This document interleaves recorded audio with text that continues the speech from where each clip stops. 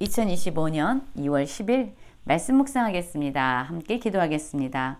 하나님, 우리의 삶을 통해서 하나님의 말씀이 이루어지게 하시고 이를 보고 모든 사람들이 함께 기뻐하게 하여 주시옵소서.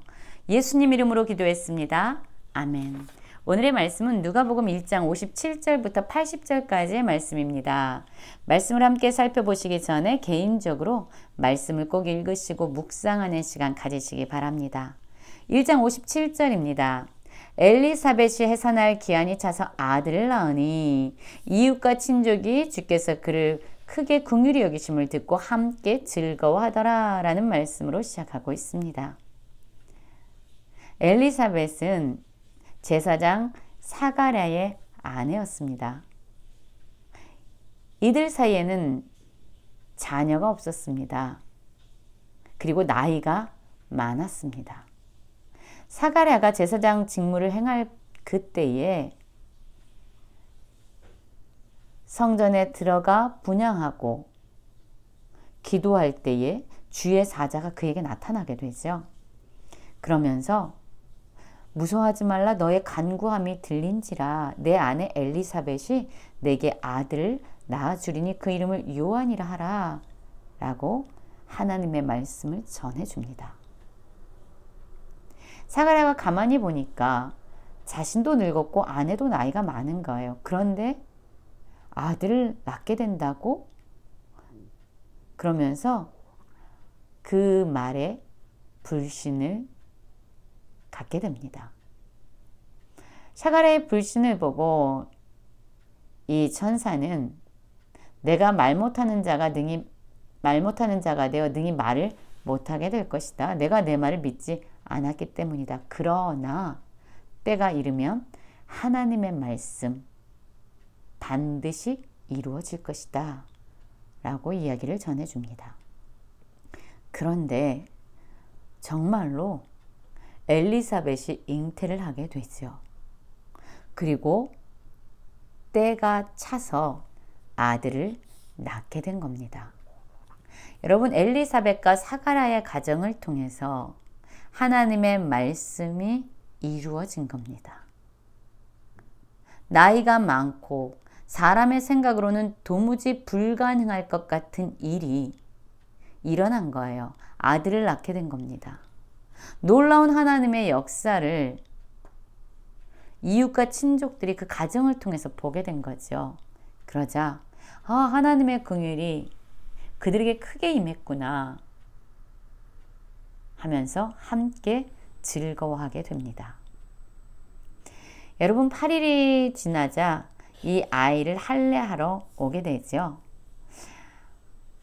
이 이스라엘의 전통과 관례는 아버지의 이름을 따서 자녀의 이름을 짓게 됩니다. 그래서 사람들은 이 사가랴의 이름을 따라 이 아이의 이름을 짓고자 했어요. 그런데 그 어머니 엘리사벳이 말합니다. 아니라 요한이라 할 것이다 라고 이야기를 하게 됩니다. 요한, 하나님은 자비로우시다 라는 의미를 가지고 있죠. 전통과 관례에 따라 아들의 이름을 짓지 아니하고 천사를 통해 전해진 하나님의 말씀에 따라 아들의 이름을 짓고 있는 겁니다. 그러자 사람들이 이 어머니 엘리사벳의 말에 대해서 내 친족 중에 그 이름으로 이름한 이가 없다 라고 말하면서 그의 아버지 사가랴에게 몸짓으로 무엇으로 이름을 지으려 하는가 라고 묻게 되죠.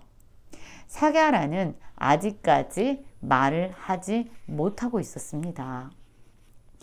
하나님의 말씀, 천사가 전해준 하나님의 말씀을 불신했기 때문에 그가 말 못하는 자가 돼서 능히 말을 못하고 있는 상황인 겁니다. 그런데 그 사가랴가 서판을 달라고 하면서 그 아들의 이름을 요한이라 할 것이다 라고 서판에 쓰게 됩니다. 사람들이 다 놀랍게 여기게 되죠. 관례와 전통을 벗어난 그 이름을 아들에게 주겠다고 라고 생각하면서 말이죠. 사가랴 역시 엘리사벳과 동일하게 하나님의 말씀에 따라 아들의 이름을 지은 겁니다. 놀라운 순종이 있었습니다. 그러자 64절 보면 이에 그 입이 곧 열리고 혀가 풀리며 말을 하여 하나님을 찬송하니 그 근처에 사는 자가 다 두려워하고 이 모든 말이 온 유대 산골에 두루 퍼지매라고 말씀하고 있습니다. 사가랴가 천사를 통해 전해진 하나님의 말씀을 불신했을 때 그는 말 못하는 자가 되었지만 하나님의 말씀에 순종할 때에 전통과 관례를 벗어나 하나님의 말씀에 순종할 때에 그의 입이 열렸고 혀가 풀리고 말을 하는 역사가 나타난 거죠. 그리고 그는 말을 하자마자 무엇을 하게 되죠? 바로 하나님을 찬송했다라고 말하고 있습니다. 여러분, 우리 역시 그렇습니다. 우리가 하나님의 말씀에 불순종할 때, 불신할 때 우리의 마음은 답답해지고 우리는 묶이게 되고 매이게 되지만 우리가 모든 상황과 환경을 넘어서서 사람의 생각과 관점을 넘어서서 하나님께 순종할 때에 우리는 자유함을 얻게 되고 하나님을 찬양하는 삶을 살게 됩니다. 사가랴와 엘리사벳 이 가정에서 일어난 모든 일을 사람들이 다 듣게 됩니다. 그리고 이 말을 마음에 두게 되죠. 이 아이가 장차 어찌 될까 하니 이는 주의 손이 그와 함께 하심이라. 요한, 세례 요한이죠. 세례 요한은 잉태할 때부터 불가능한 상황 가운데서 하나님의 능력으로 잉태되었습니다. 그리고 그의 사명을 미리 하나님으로부터 전해 들었습니다. 그리고 그는 주의 손이 함께하는 그러한 자로 살아가게 됩니다. 이 요한의 아버지 사가랴가 성령의 충만함을 받아 예언하게 되죠. 여러분, 사가랴가 성령 충만함을 받아 예언한 그 내용은 무엇일까요? 68절을 보면 찬송하리로다. 주 이스라엘 하나님이여 그 백성을 돌보사 속량하시며 우리를 위하여 구원의 뿔을 그 종 다윗의 집에 일으키셨으니 이것은 주께서 예로부터 거룩한 선지자의 입으로 말씀한 바와 같이 우리 원수에게서와 우리를 미워하는 모든 자의 손에서 구원하시는 일이라.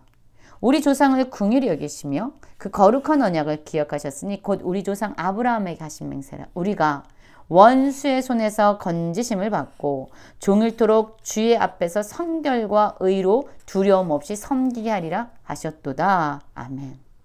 여러분, 이 사가랴가 하나님께 순종할 때에 혀가 풀리고 말을 하게 됐죠. 하나님을 찬양했습니다. 그리고 그가 순종하자 성령의 충만함을 받아서 무엇을 찬양하게 됩니까? 바로 하나님께서 그의 백성을 구원하시고 죄와 사망과 사단의 권세로부터 그들을 구원하시고 그뿐만 아니라 하나님 앞에서 성결과 의로 두려움 없이 섬기며 살게 하셨습니다. 라고 찬양하며 하나님께 영광을 돌리고 있습니다. 여러분, 나이가 많아서 아이를 낳았어요. 그러면 그가 말을 하게 되면 우리 아기가 너무나도 예쁘다. 우리 아들이 정말로 귀하다. 라고 자녀의 이야기를 할 수도 있잖아요. 그의 아들에 대해서 집중할 수도 있잖아요.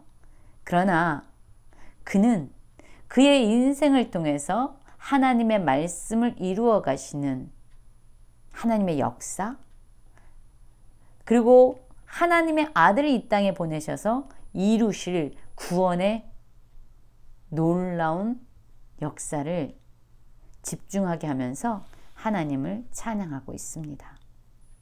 죄와 사망과 사단의 권세로부터 자신의 백성들을 구원하시고 또한 성결과 의로 두려움 없이 하나님을 섬기며 살게 하신 그 하나님에 대해서 그는 찬양하고 있는 것입니다.